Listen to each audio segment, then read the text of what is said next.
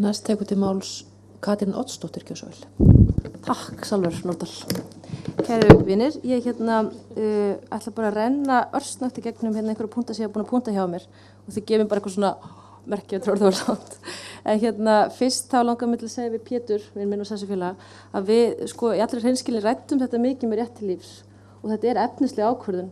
en ekki einhver við séum að gleyma þessu vegna þess að við erum bara of hrædd að setja þetta inn út af ótt okkar við það að þetta verður notað sem einhvers konar ákvæði til að byggja bann við fóstureyðingum á eða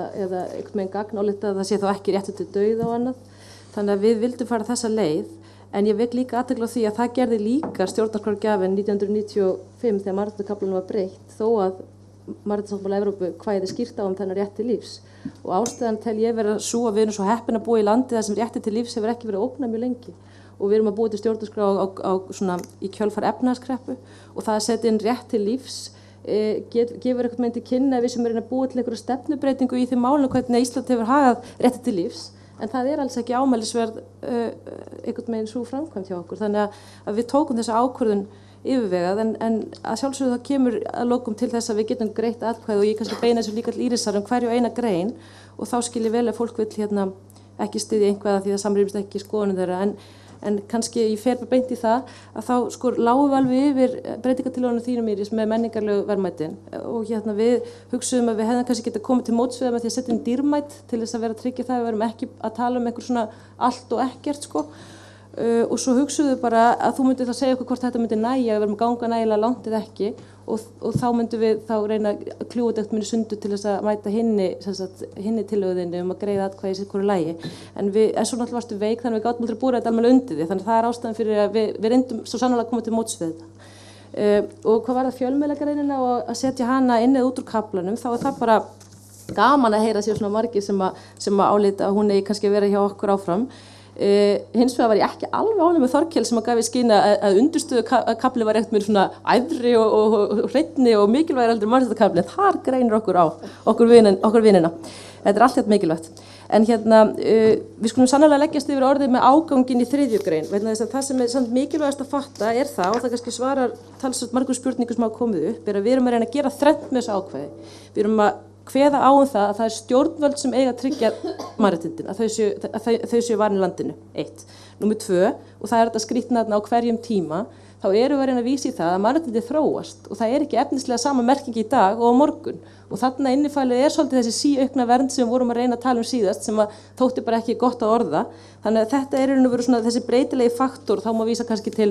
dóma Mannréttindadómstólsins sem hefur túlkað þennan gamla sáttmála með alltaf nýjum hætti eftir því hvernig staðan innan Evrópu og svo að lokum þá erum við að innleiða þessi enga áhrif þannig að þetta sé þannig að ríki verður að búa til lögin sem séu þannig úr gerð að það má ekki eitthvað fyrirtæki bara brjóta mannréttindi mín og þá sé það bara allt í lagi. Þetta er þessi sannarlega þríþætti tilgangur með þessu ákvæði og ágangur eitthvað með eina orði sem svona nokkurt veginn tekur á þessu þriðjamannsmáli og þess vegna höfum við notað það en við tökum þetta nú allt aftur og yfirförum. Og svo þakka ég líka kærlega fyrir þá tillögu frá Villa og í raun og veru tengist það annarri spurningu frá Íris í 8. greininni í lokin að kannski þetta eitthvað aðeins og loðið og veikt en tilgangurinn bara þessi við viljum að ákvarðanir séu endurskoðaðar leynd alveg eins og Villi kom inn á það sé ekki bara eitthvað þannig að þetta læst hún einhverju kistu að því einhver einn tekur ákvarðun sem kannski jafnvel henta bara honum eða hans flokki vel og hún sé bara aldrei opnuð aftur þannig að kannski væri nóg að setja samkvæmt nánari fyrirmælum í lögum og treysta löggjafanum til þess að vega og meta þá hagsmuni sem þarna mætast því að sjálfsögðu eins og Íris bent á þá getur kannski á einhverju tímapunkti verið erfitt að breyta svona hlutum en þá getum við held ég alveg treyst löggjafanum okkar til þess að útfæra það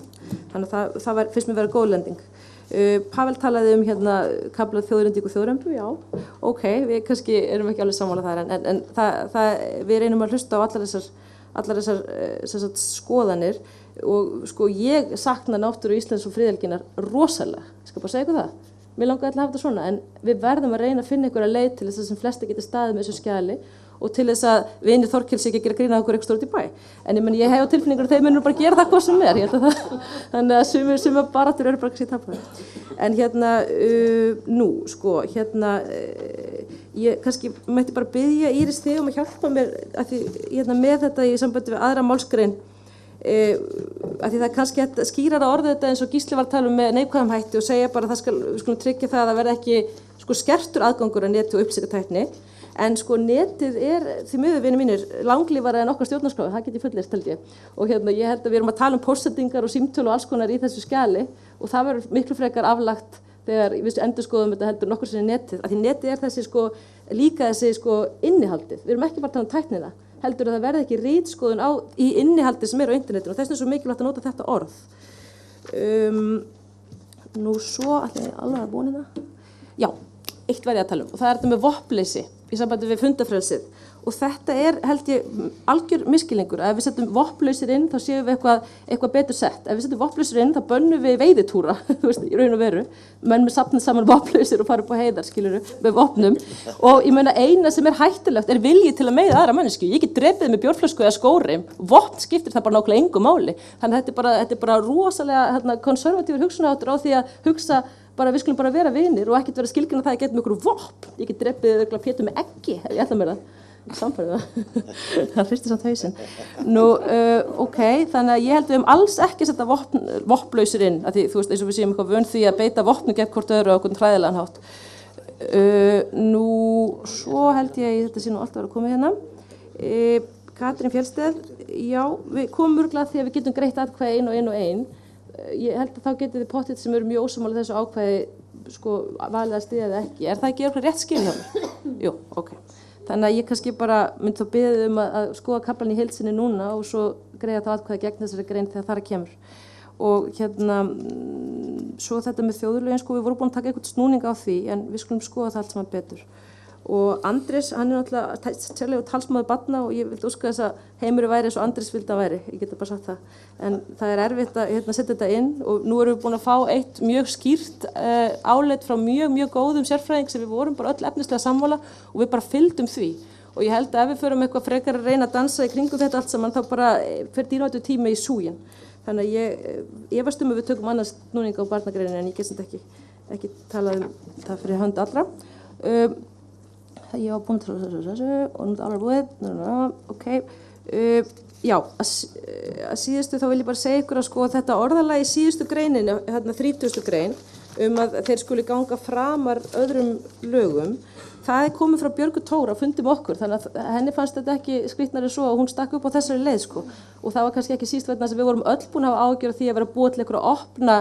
innleið inn í stjórnarskrána okkar. Þeim var upphaflega í skýrslu stjórnlaganefndar bara gefin stjórnarskrárvernd punktur og engar varnarráðstafanir. Þannig að við erum í mikilli íhaldssemi búin að vera að reyna að takmarka þetta eins mikið og við getum og orðalagi fengum við síðan að lokum frá Björgu sem við notum. Þannig að ég þakka annars kærlega fyrir góðar athugasemdir.